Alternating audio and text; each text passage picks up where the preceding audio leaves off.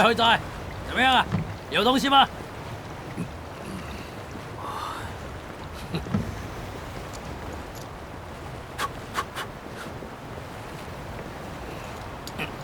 这南海风暴不断，潮汐幅度变幻莫测，我们还是赶紧离开这里，去找珊瑚螺旋吧。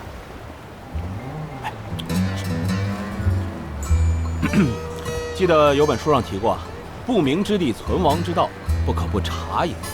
珊瑚螺旋嘛，当然得去，但是在此稍事休整，盘清楚路线再动身更为稳妥嘛。而且，我看啊，这潮汐一时半会儿也回涨不了，咱们还是先准备好，调整好再去吧。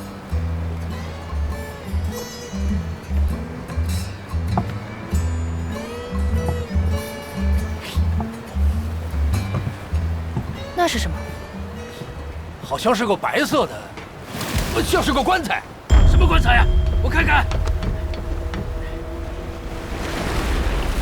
哇，真是绝哦！不是死鱼啊，真的是一口棺材啊，还是白色的。来了，袁老大，转向。不要。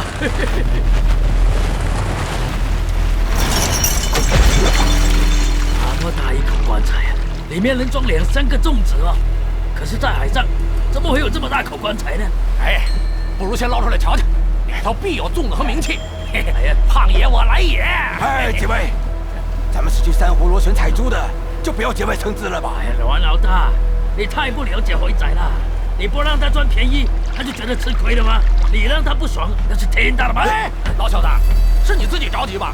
借阮老大话里的台阶，把责任推给我。哎，回仔，我看你这皮又痒痒了。哎，胖子，明叔不是我说你就算对胖子不满，煽风点火也得暗处着手，哪能当着我们面讲？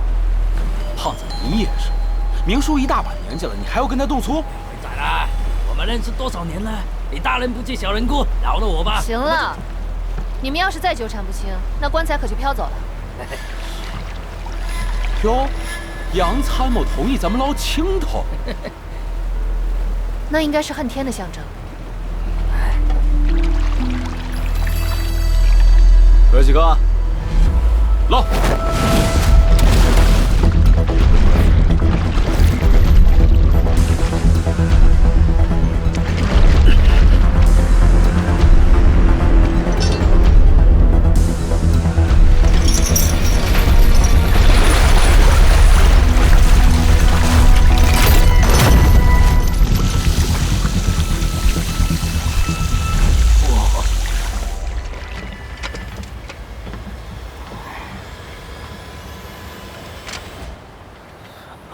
这上面好像雕着易经的图案。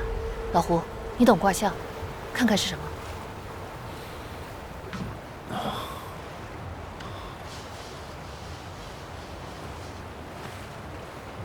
震上震下，震经百里。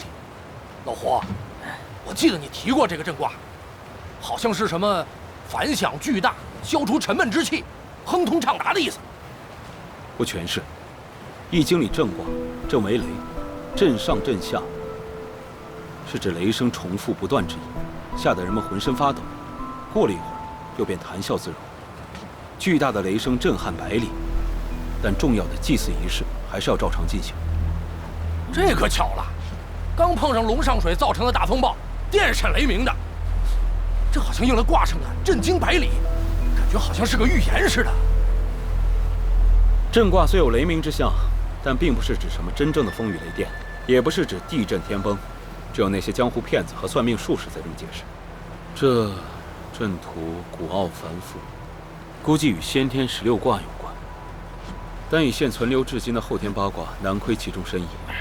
咱们这次出海，从珊瑚庙岛碰见的青头古玉，再到这龟骨上锁着的石果，恐怕都不是奇迹巧合，应该可以连起来，照主演卦生相。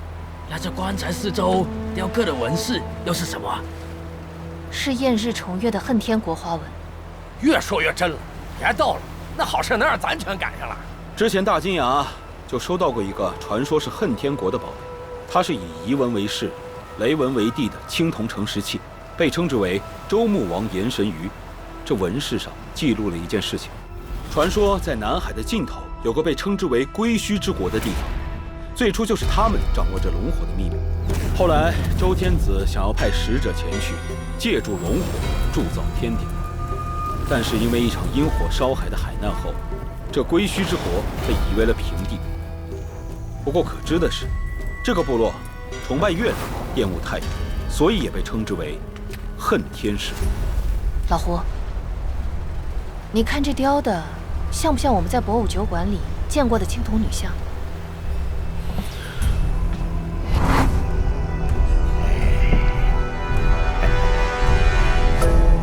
这件儿就厉害了，在海底不下数千年了。数千年。相传这个地方也曾经出现过一段时间的辉煌，很多东西都是青铜制品。所以在看到那个青铜女像的时候，我就猜是恨天的东西。估计这个棺材里恐怕也另有玄妙，不如打开看看。如果这女像、棺材都能证明恨天国的存在，将会改写历史。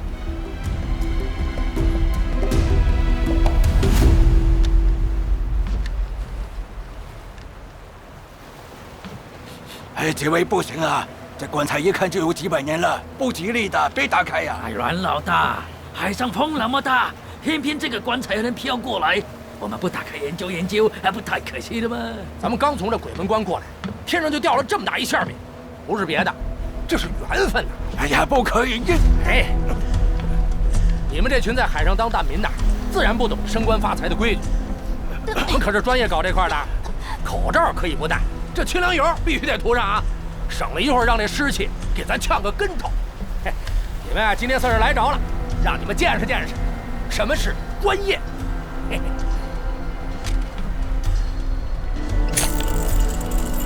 此龙多向南方落，北上众山经错愕，低头脸认出朝来，莫向他方望参错。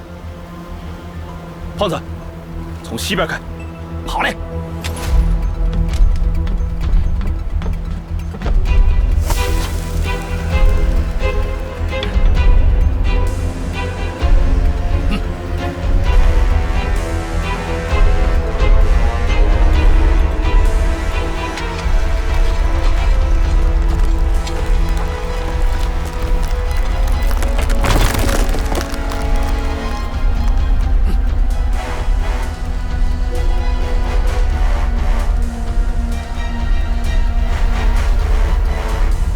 胖子，当心点，别被关中的瘴气和机关扑倒。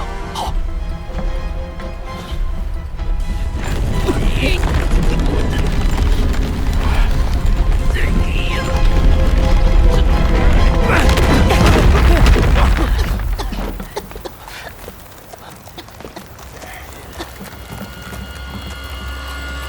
小心！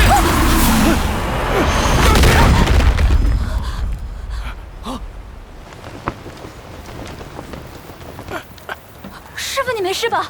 没事。干了这么多年，第一次见着拿棺材盖当暗器使。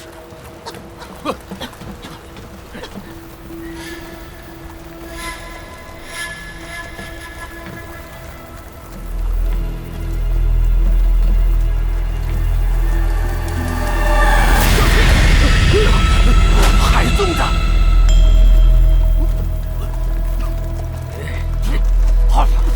这大姐真臭啊！哎呦，怎么抹了清凉油还这么臭？肯定是这位靓女生前便秘吗？让屎给活活憋死了吧？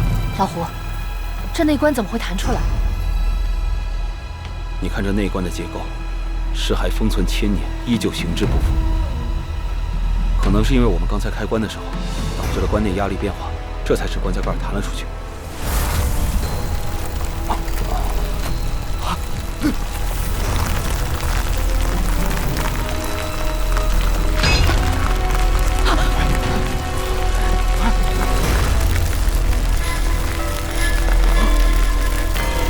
这粽子化成灰了。阿叔，我跟粽子打了半辈子交道，这种身上长肉灵的还是头一次见呢。难道是蓝海里的鲛人吗？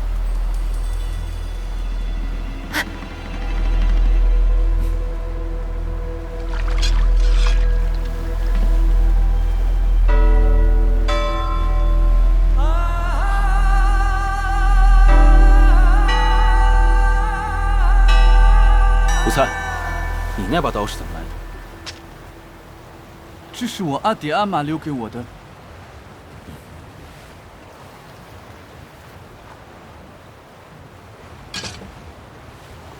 这石棺密不透风，沉在海底几千年，怎么里面竟然还有活着的小虾？这个在科学上暂时还没办法解释，但是风水清屋曾经提及过，棺中生气太盛，精气凝结，在尸液中就可能存在异化。也就是说，这是尸体上的虾仔鱼卵孵化成了小鱼小虾。这石椁还挺有研究价值的，就是这外壳太大了，给它放回海里。胖子，找东西把这内棺吊出来，给它放进底舱。